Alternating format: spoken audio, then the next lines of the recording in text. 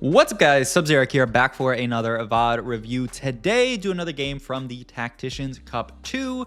This tourney, I mean, the main thing that I would point out so far from watching a lot of this tourney is just the consistency of the best players. I mean, you look at the top 8 here. Kurum, Setsuko, Wage Iverson, Spencer, Quintanilla, who I've never heard of before actually, Xleo, JRC, VCLF, and then a few other players that round out the top 16. You have people like Marcel, Brosif, JD Zielinski.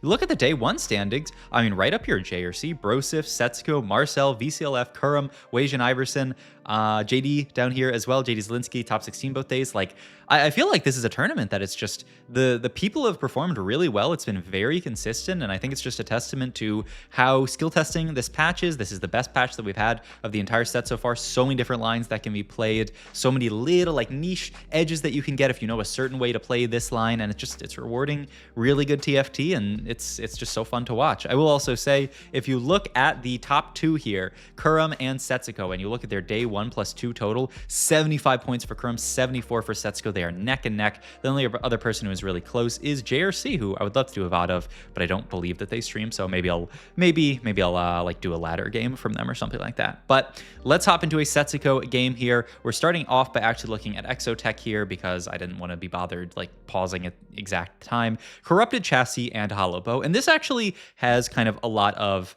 I would say indicators for like what we're going to do this game. I will say, if you look at Mordekaiser, and if you guys haven't played around Corrupted Chassis a lot, Corrupted Chassis is just Mordekaiser's one of his most built and one of his best items. Usually when you have Corrupted Chassis, you're putting this on Mordekaiser. Obviously he gets a shield from Corrupted Chassis, or he has a shield in his ability, and so Corrupted Chassis is good on him.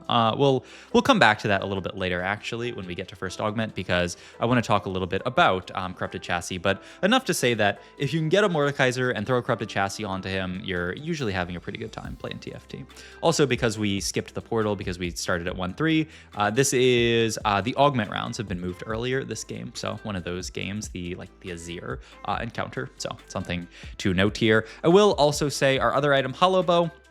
If you guys haven't played a lot around Exotech this patch, Hollow Bow leans more towards the AP. Hollow Bow and Hyperfangs are really the items you want to put on Varus. And then when you have the AD items, the red and the yellow, you want to put those onto Zeri and play more around like Zeri MF type stuff.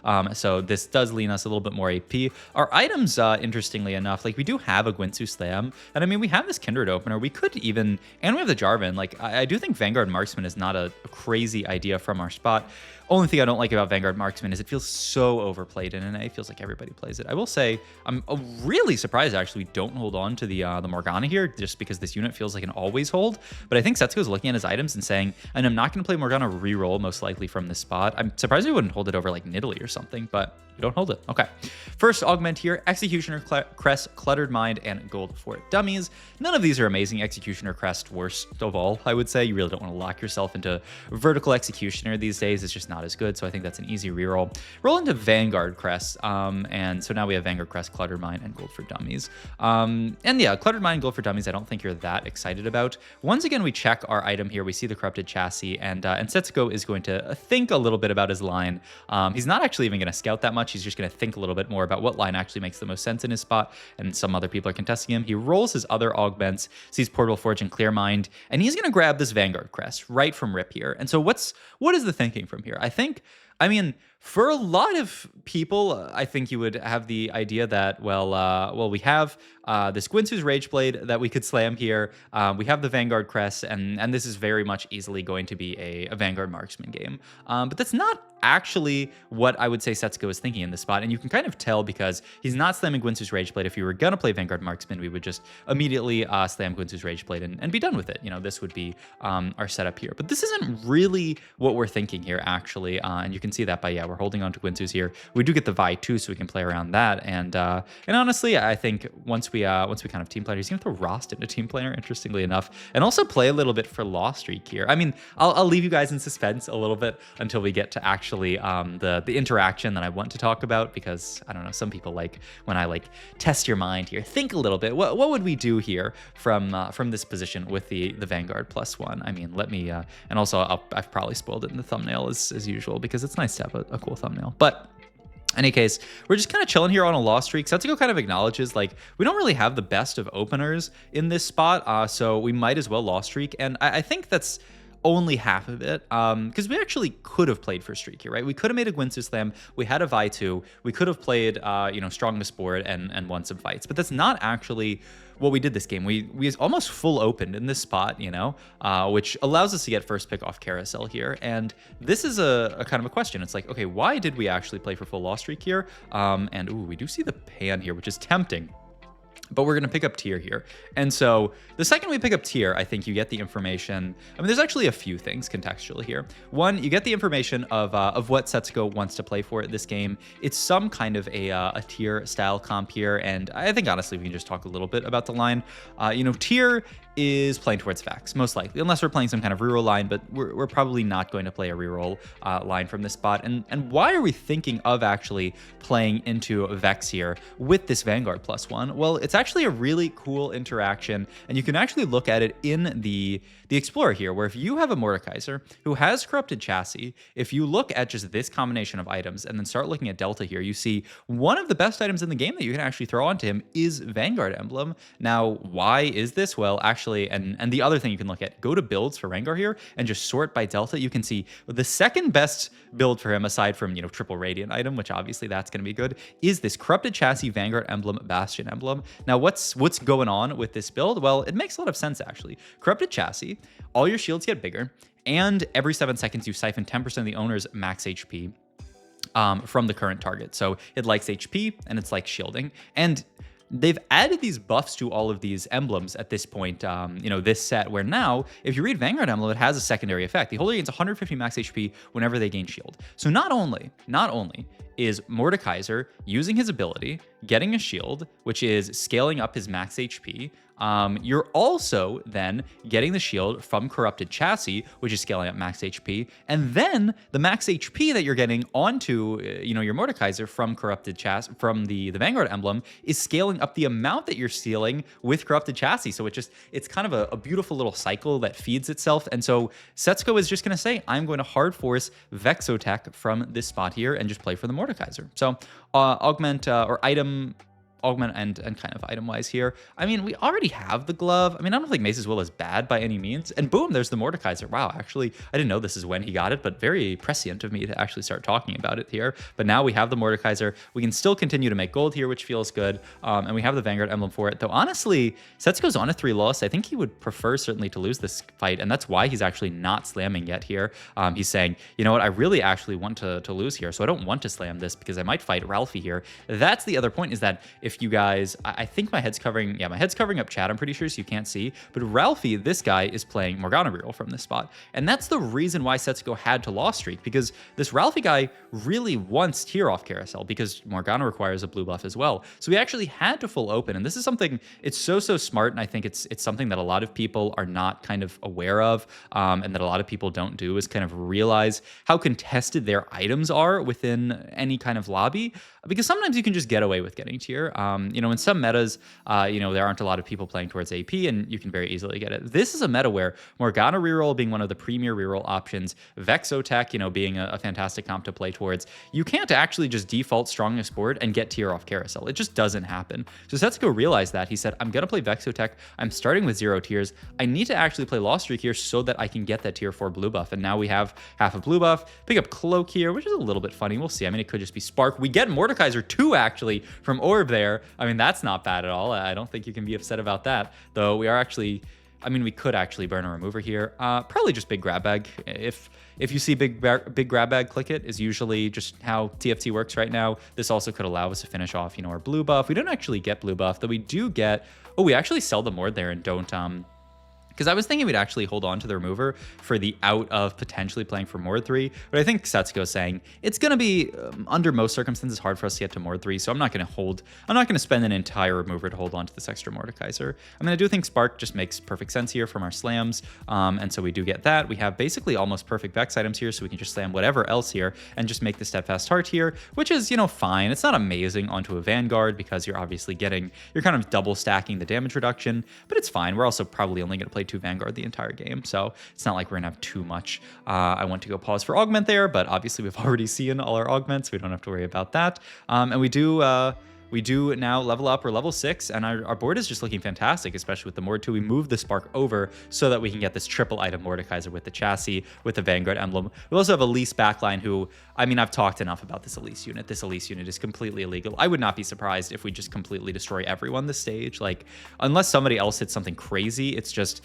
all Elise cares about is having enough time to scale up and shred the entire board, and I mean that's exactly what this Mordekaiser does here, is buys us infinite time, and then, you know, smart to put this Ionic Spark on the second row so that we just have the Mordekaiser buying time for it. Very smart there. The only downside is if we fight somebody on the right side here, they're gonna blow through our Dr. Mundo and then kill the dog pretty quickly here. I mean, I will say, if there's someone we might lose to, it is Milk here, who has an Elise 2. What is better, Mordekaiser 2, Elise 1, or Elise 2 and not Mordekaiser 2? It looks like Mord is just too tanky with all of this. Look at his HP bar, man. I mean, it's huge. He also dealt like 5,000 damage there. And I mean, that is the power of just this interaction between Chassis and Vanguard Emblem. You just get a Giga Mordekaiser. We really want to tear off this carousel. We can't pick it up, so we are going to just take Bow here for red buff. I mean, it's our single best option here. It gives us access to the anti-heal, which is just going to go into Varus, and so feels very good. I mean, the items are working out very nicely.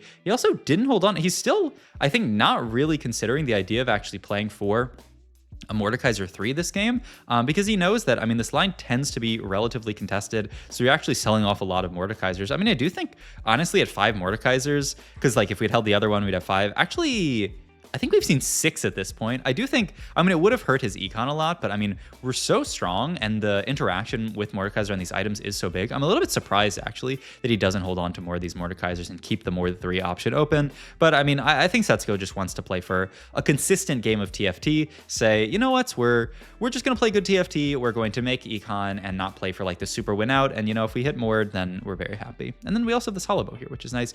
He has Ross in Team Planner. This is very important because normally on the Exotech board that everybody plays, you're not actually playing Vanguard. You need to fit Vanguard onto this board, and it fits really nicely actually with just Rost because, well, I mean, he's another Divinicore unit, so you're really getting into Divinicore. It does mean you have to cut something, which it's gonna be interesting to see what Setsuko ends up prioritizing here, because you have to cut something. The standard board plays Gragas, and you don't really want to cut Gragas and lose Bruiser. You could drop out of some more of the Exotechs, but then you kind of have to say like, okay, am I going to drop Bastion, which seems like semi-reasonable, but then, you know, you have to drop other something else as well, or you're just playing 4 Exotech. Fits beautifully at 9, but obviously you have to make it to level 9 there. More tank items, honestly not really what we wish we would have got here, and ooh, Setsuko's actually gonna level and roll here a bit. I thought we'd chill for a little actually, but no, he says, you know what, I want to roll here. I'm so strong that I want to just continue to tempo this spot. I'm on a 5 streak, and he does actually, wow, hit the Vex 2, and doesn't even have the gold to buy the Sedge 2 here. I mean, he could have bought it over the Gragas pair, but he wanted to hold everything. Reforges the, I think that was Cloak there, which is really nice. Yeah, just reforging these tank items, because he knows we're all good on tank items at this point. This Mordekaiser is going to be disgustingly tanky. What we need to do is get to triple item Varus and to a 2 item or triple item Varus and triple item Vex here. And hey, he ends up it ends up actually kind of working out for him here. He doesn't end up you know, selling the Gragas. He ends up getting Gragas too. So yeah, this is the generic board, but this is where it gets a tad bit awkward, is yeah, he actually, if he wants to play Vanguard, which I do think he does want to here because it's really good value onto this this Mordekaiser here, he does actually have to drop down here. So a little bit rough actually, but I mean, this is the idea from Setsuko, and I think it makes sense. There is an idea as well that you could slam Crown Guard in this spot. The only thing I don't love about a Crown Guard slam here is that it kind of gets rid of, wow, that's actually insane. We just sold off Sedge 2, just saying, I want the econ. The Sedge is really not doing much on our board here. We can find Sedge later. Wow, and he's like, I'm not really gonna be able to itemize the Sedge because I'm putting these items onto Mord here. Wow. That's kind of a crazy, and we get to play 2 Mords here, which is nice. I mean, the Mords are benefiting from all of these traits that we have in, you know, a ton of stuff. So, I mean, it doesn't feel bad, but I kind of thought we were just going to hold on to the Sedge and then level later and then just drop down a 3 Exotech finally when we pick up Aurora. So I'm surprised by that, but I think he says, you know, I'm 83 HP. I just want to play for being really strong here.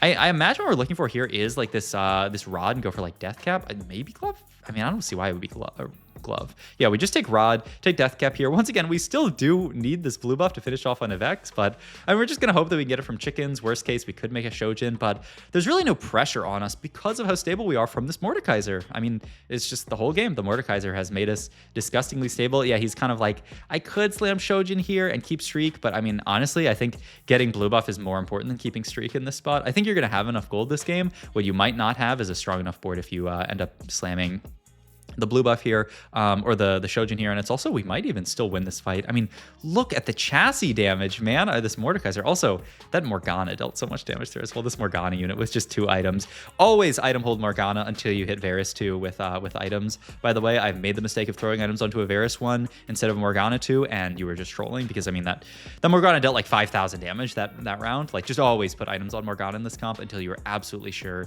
Once you get to Varus 2, it will be stronger. So, especially when you have the benefit of getting this, we're gonna have the Hollow Bow onto Varus once we get to 5 Exotech. Though honestly, we might never actually play 5 Exotech this game, I will say, just because when we go 9, we're gonna be looking to add stuff in like Renekton. Oh man, we actually lost streak there. I bet Setsuko is actually fuming here. I almost want to turn on the audio. Oh, he's actually, wow. He's not talking. That's actually crazy. Oh, and somehow I just clicked pause somehow on accident there. I should have never. I'm sorry. Okay, wait, let me pause the recording. Okay, honestly, I don't know what I did there, but I am a genius now. I realized, oh my God, okay, we're good. I realized that OBS has this feature where you can literally just pause the recording, and that's so good for me because I hate doing editing work. So now I don't have to edit the video. I can just upload it.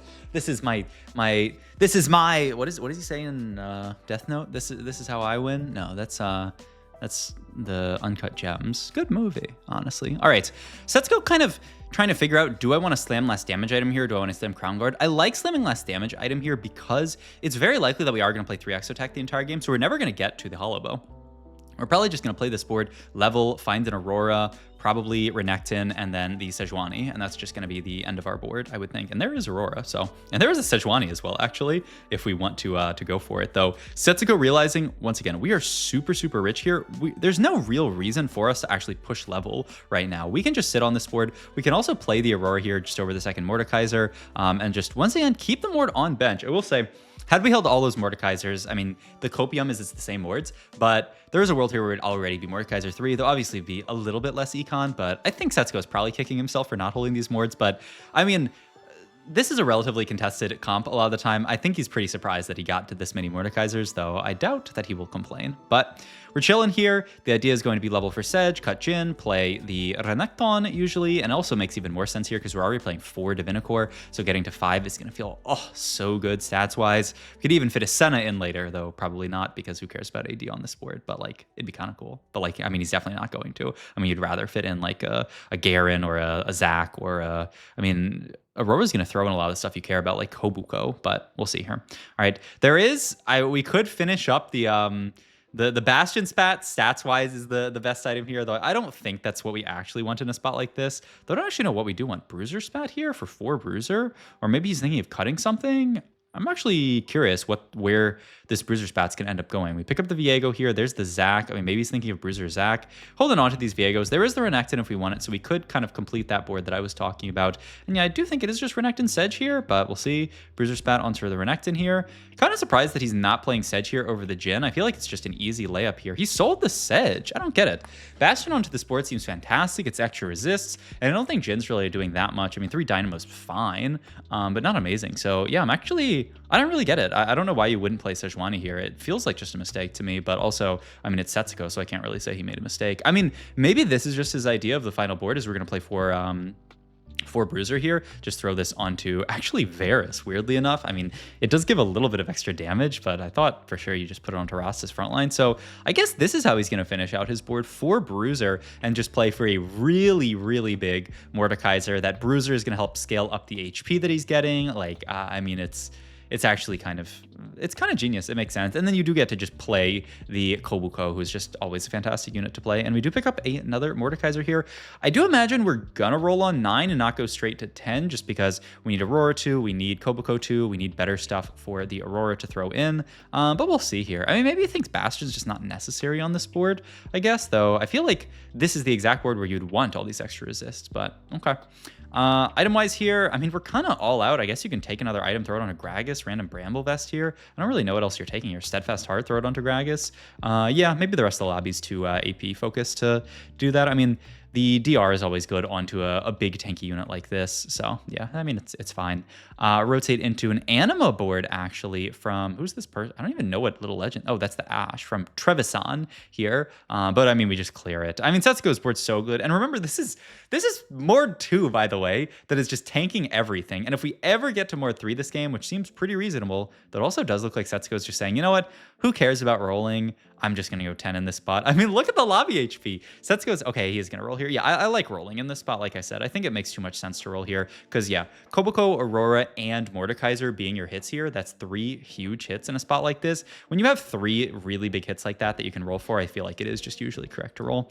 We do still have our items onto Mord, or not Mord, I mean, always items on Mord. But I do feel like we probably should have moved our items over from Gragas to the big Buko here, but maybe we just ran out of time. There is Mord 3, which is honestly probably just going to secure the game. We do move the items over to Koboko here. Yeah, I mean, it makes sense. And now you can maybe think about going 10 in this spot here. The only thing you have to roll for here is Aurora. And, you know, when you're rolling for 1 unit, that's usually, unless you're just really afraid of dying, that's usually not what you care about rolling for. And he's even going to slam the chain onto Koboko, just saying, you know what, I'm going to play strongest board here. What if this fight's a chain diff? And I do still have the 2 removers, so like there's no downside to doing it. So Setsuko, the king of just little nice little strongest board optimizations here. We beat off Kyun here, and so now it's just Kyun and Milk left over here. And yeah, I mean, we'll see what we can do. Looking for last item for Koboko here. Could be, I didn't actually get a chance to see. Yeah, Declaw, if the lobby is sufficiently AP heavy, I do think is the take here. Yeah, keep throwing in the, I would say the Urgot here, just because we're kind of good as far as tankiness at this point. We have the huge Koboko, the huge Mordekaiser here. We really just need a little bit more damage. And so, yeah, Urgot is going to help us with that. Oh, it's Elise reroll. So, yeah, the Declaw is fantastic here, actually. Elise reroll, by the way, I mean, one of these comps that, I mean, I've talked enough about. I think this comp is broken. So, I think, you know, if this comp can be beat, though Milk loses there, Kyun ends up winning out. So, we will have one more fight potentially here versus Kyun, unless Kyun's board is giga capped. I don't think. Yeah, it's actually, I mean, hats off to Kyun playing a really cool street team game. Oh yeah, I think I watched this game from Frodan co-stream POV. Yeah, he cashed out 4 dupes from Cypher and then used it to make Jinx 3 and then played 7 Street Demon Jinx 3. It's actually a really cool line here just to play for this kind of max cap way of playing Street Team. And you can see it got him a top 2, though it is quite hard for, I mean, look, our board is almost dead, but the Mord here is just sitting tall, killing everybody, and just farming a free first for Mr. Setsuko here. So, I mean, just such a cool game, showing off the power of this Mordekaiser with Vanguard Emblem and the green Exotech item. It's light work for that. So, try that combo if you ever get there. It's just broken. Hope you guys enjoyed this video. If you did, please like, comment, and subscribe. Check out my Twitch for Metafy. All my links down below, and I will see you guys in the next video. Thanks always for watching.